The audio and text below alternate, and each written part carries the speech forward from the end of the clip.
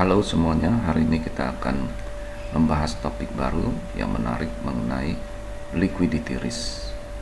Nah, kita akan mendefinisikan dulu, kemudian akan melihat ada berapa jenis liquidity risk, dan biasanya itu ada di industri yang berbeda ya.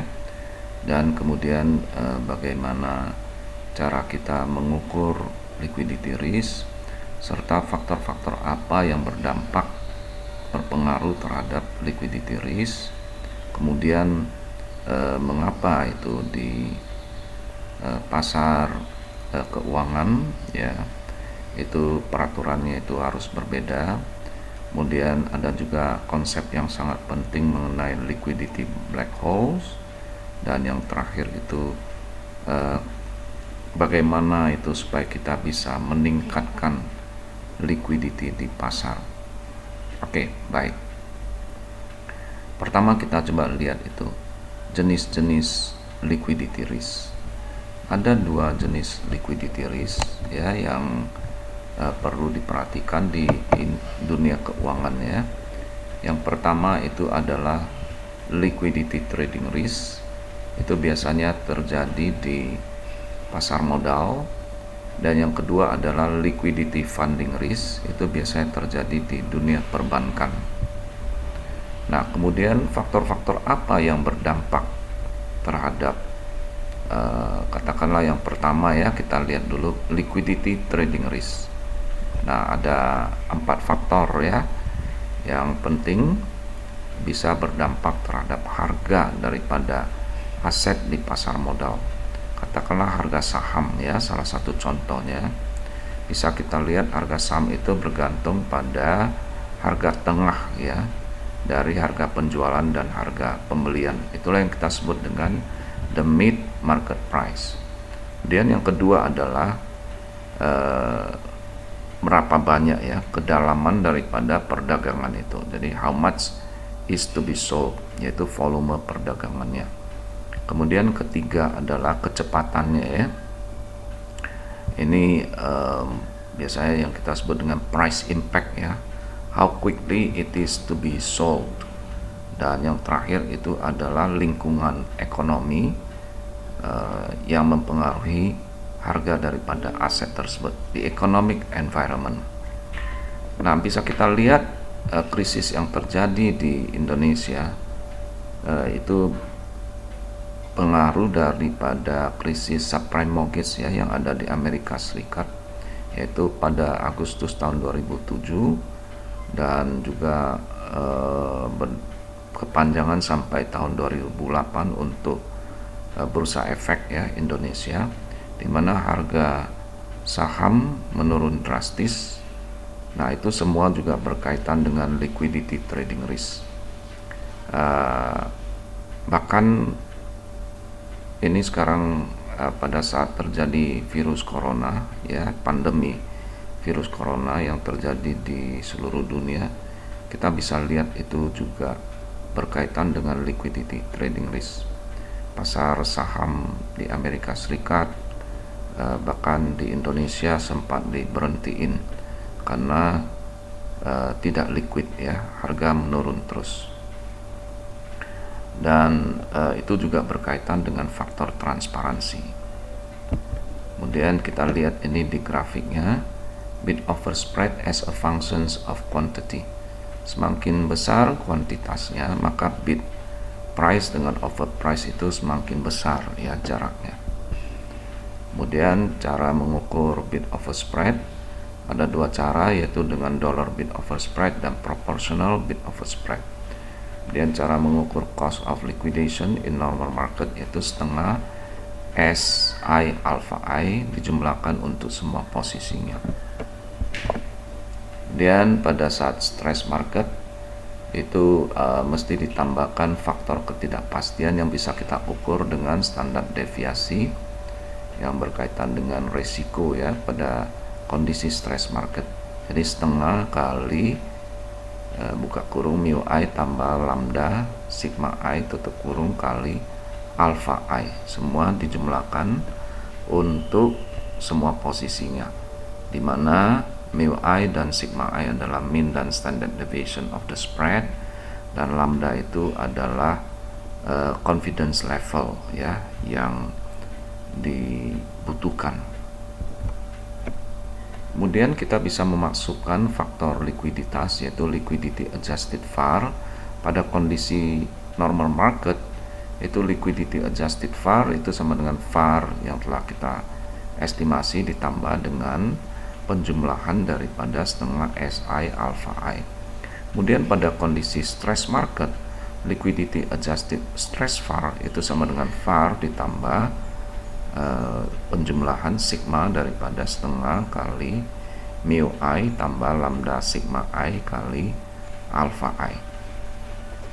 Dan kemudian seperti tadi saya sudah jelaskan bahwa faktor lain ya, ukuran lain yang mempengaruhi berdampak terhadap trading liquidity adalah yang pertama volume ya, perdagangannya per hari, kemudian price impact, seberapa cepat ya harga balik ke harga sebelumnya ya, price impact of a trade.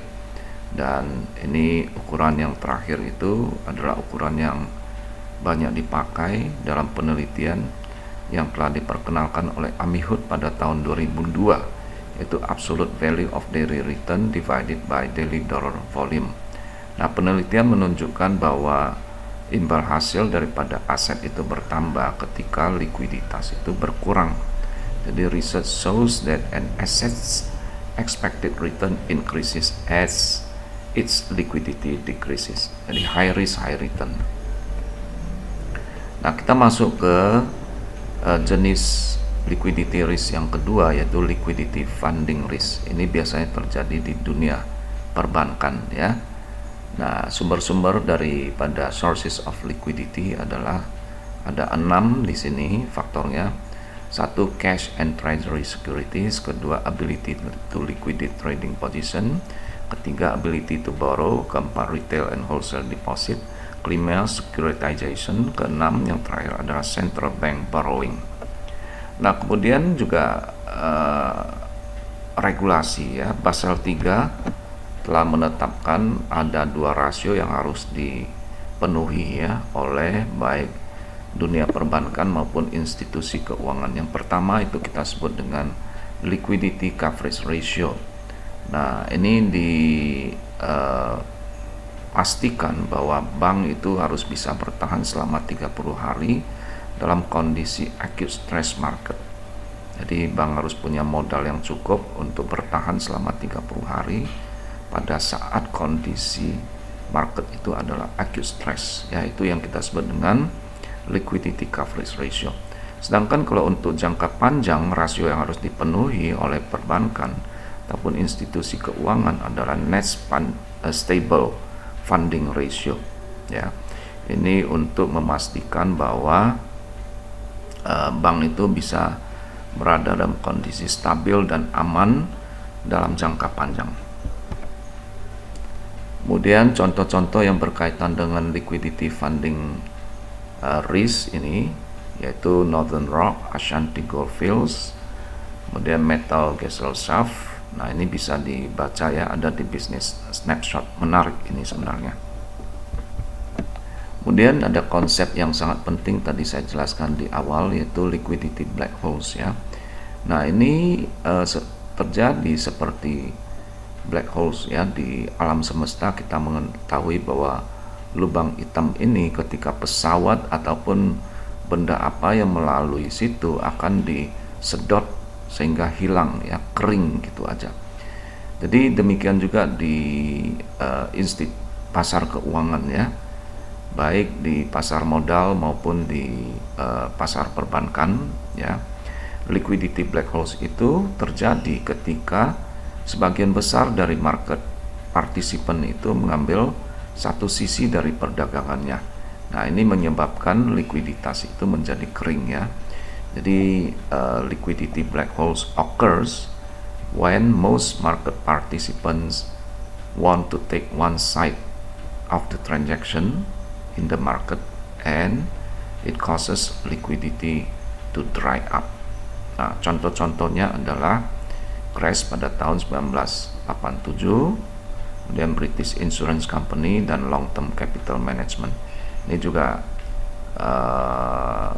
kejadian-kejadian yang menarik yang perlu kita pahami dan kita cermati supaya mengerti sebenarnya liquidity itu sangat penting ya untuk pasar keuangan. Nah, kemudian ada juga yang kita sebut dengan positive and negative feedback trading. Jadi positive feedback trader itu membeli, buys after a price increase and sells after a price decrease. Sedangkan sebaliknya, a negative feedback trader buys after a price decrease and sells after a price increase. Nah, yang bisa menyebabkan atau memperparah itu liquidity black hole itu adalah positive feedback trading. Nah, alasan-alasan untuk positive feedback trading ini ada 4. Yang pertama, computer models incorporating stop loss trading. Kedua, dynamic hedging, a short option position. 3, creating a long option position synthetically. Dan yang terakhir itu adalah margin calls. Kemudian, nah seperti tadi saya katakan bahwa regulasi untuk industri yang berbeda mestinya berbeda. Kalau tidak, ini akan menyebabkan liquidity black holes. Kenapa? Karena semua institusi keuangan untuk industri-industri yang berbeda akan bereaksi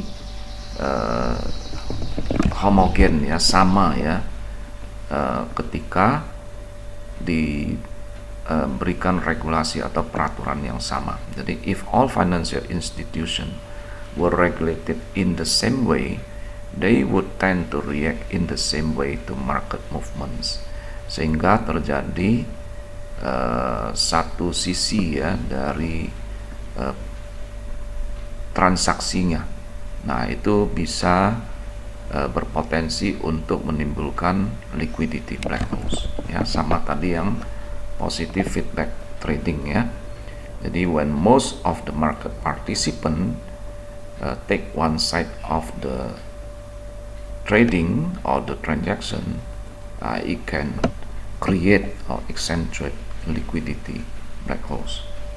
Kemudian ada juga konsep yang kita sebut dengan leveraging cycle dan deleveraging cycle.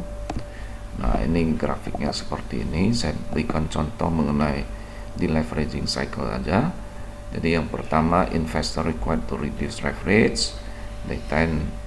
They do this by selling asset. Nah, itu menyebabkan karena semua menjual, itu aset harganya menjadi menurun, asset price decline, kemudian leverage of investor increases, balik lagi ke semula ya.